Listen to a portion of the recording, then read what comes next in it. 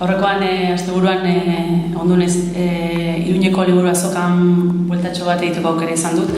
Eta nik ikusita nire liburua miresten ditudan idazleen liburuen ondoan, benetan sensazio, handia izan da, zagakoan da, ara, Josu Sarrenandian ondoan da, Pako Aristin ondoan da, niretzat izan da, gauza handia, hor nire liburua topatzea.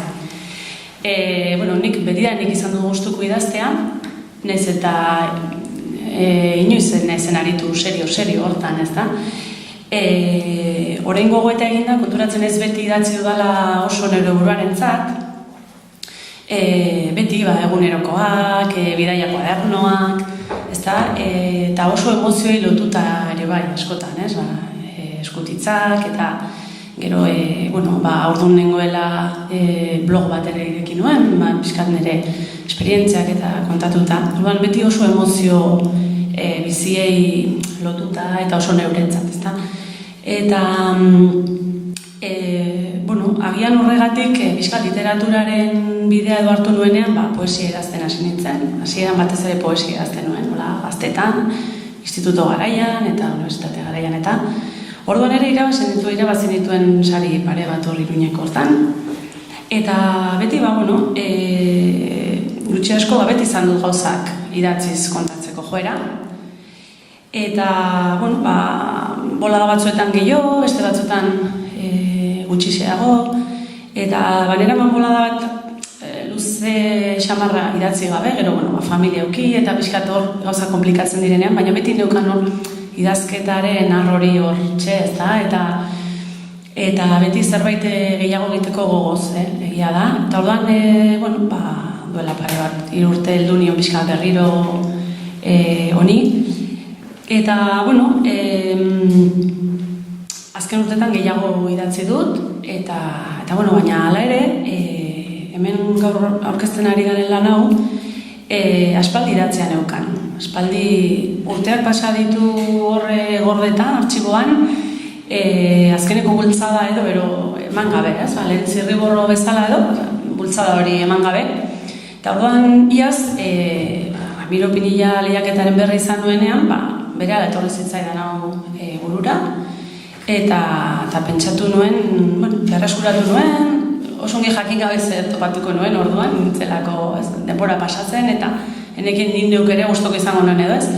Eta ikusi nuen, merezi zuela aukera ematea, berrikustea, nolabait azken bultzada hori ematea, eta, biztan da, merezi izan zuela, ez da, azkenean. Beti buruan, idazten dugunok beti izaten dugu buruan, agian noiz bait, kaleratuko dugula zozer, eta, hementxe daukat hau. Eleberri honetan, pixka bat Jose Angelek komentatu du bere ikuspuntua, eta nik hemen kontatu nahi nuen pixka bat krisialdi pertsonal baten ondorioz edo sortutako obsesio bat edo, ez? Eta pixkat ilusioaren bilaketan edo obsesionatzen den pertsonaia. Batzutan gertatzen da, luzaroan denbora eskaini diozula zerbaiti, lan bati, pertsona bati, zaletasun bati, eta lako batean motivazio hori desagertzen denean, lortu duzulako edo desagertu delako, gerta daiteke nora ezean gelditzea hortan, ezta? Nora ezean ez dakizula oso ongi gero indarra, zure energia zeri eskaini, zeri eman, eta pixka bat berriro ilusioa behar izatea. Eta hemen protagonistak abako batean bere buruari galdetu eta erantzuten dio eta orain zer, orain bizi. Baina pixka bat berak ilusio bat behar du aurrera egiteko eta pixka bat aurrera ilusio horrekin obsesionatu egiten da pixka bat eta nolabait. Eta, hori da funtsean kontatu nahi nuena, eta egia da gero oharkabean beste hainbat gauza ere, gero liburua berreskuratu nuenean da igual, irakurle bezala ere hartu nuen, ez? Beste denbora eta ikusi nuen, bazirela gauza batzuk, agian oharkabean, ez da? Batzutan idazten duzunean, hor dijoazenak. Eta, adibidez, nire ustez hor importantea da distantziaren, zera hori, nik uste distantziaren kontzeptu hori alde onak eta alde txarrak ere, ez pixkat distantziaren eragin hori horrek garrantzia hartzen duela. Adiskidetasuna ere bai, ez duk aipatu duzu hortzen hartzen dituen jendea, eta nik uste dut hor ere agertzen dela hori. Adierazi nahi eta ezina ere bai, ez? Hor pixka bat lehen aipatu da emozio edo lotuta idatzi duela beti eta hori gustuko izaten dut, ez pixka bat hori hortan sakontzea. Eta hori xe, ez? Nahi izan dudan azaparte, oharkabean ere beste gauza batzuk atera dira, ez da? Bai, eta gerot bat tarteka agertzen diren ahos batzuk beste registro batekin, Amarena, adibidez, gero Rai eta beste batzuk agertzen dire, gainera haiei eman diozu trataera berezi bat pixka bat beste nunbaitetik baletoz bezala, ez da? Bai, egia da pixkat egiturari begiratuta eta aspaldian idatzitako denez, egia esan ez dakit osongi nola erabaki nuen horrela egitea ere, hartu nituen erabaki batzuk garai hartan eta ez dakit osongi zergatik hartu nituen.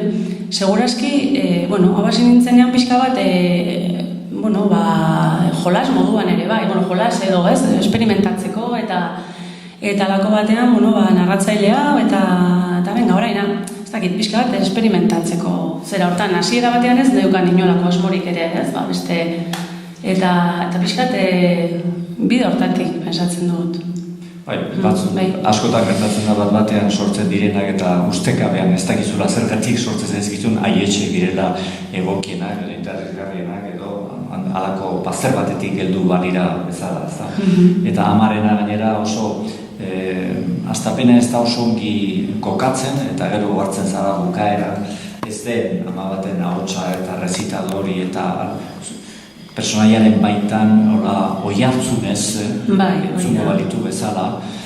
Eta hain zuzen ikuste Nerea Baldaren eleberrian nabarmentzen da berak esan du ez emozioarena. Da borboika balego bezala personaia hain emozioz beteta nun dena gertatzen da azkar, agilkatuta, baina trebezia nik uste dut eta epagarria da nola txertatzen den hori oharkabean bada ere, txertatzen da hori egunerokotasunaren dinamikarekin, gauza arruntekin, noa, etorri da, tabako honekin zitatu naiz, bazetakin ora, Edimburgora noa, eta hori izan duzu nik uste dut, eta hori da eleberri honen besteak beste, azpimarratzeko moduko gauza bat. Bai, pixkal lanaren inguruan ere bai, eta horko harremanetan, eta egia da enbeste denbora ere zut pasa kanpoan eta, baina, denbora txogatzuk bai, eta pixka bat pentsa daiteke. Zure bide personalean hartutako zenbait gauza seguro bai dela?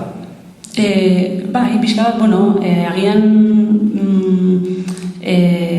igual pertsonaiekin daukadan hori, ni itzultzailea enaiz, baina lan egin dut itzultzaile bezala, eta nahi nuen igual baita pixka gertuko pertsonai bat edo, ez, eta hor pixka hizkuntzen gustori eta interes hori, ez, hizkuntzekiko, agian hori da batez ere ezagin, komunean izan dezakeguna, edo interesgarra izaten da, ez, nola pixkat ezagutzea ez nolakoa izan daiteken, eta personaia da emakume bat kanpoan dagoena eta itzulpen gintzari lotua eta askotan ematen ditu hain zuzen emozio horri lotutako hitz batzuk hainbat hizkuntzetan ze gainera bere inguruan ere hortan dabiltzana dira Moritz dela, beste batzuk direla eleberrian eta orduan emozioaren ondorioz esan beharreko zerbait aspertura edo dena delakoa bizpahiru lau hizkuntzetan, ez, eta izenburua bezala atzerrian, abroad, al étranger, al estero. Bai, bezen. Adierazteko jadanik da, nun sartzen den personaia. Ba, horixe da dena.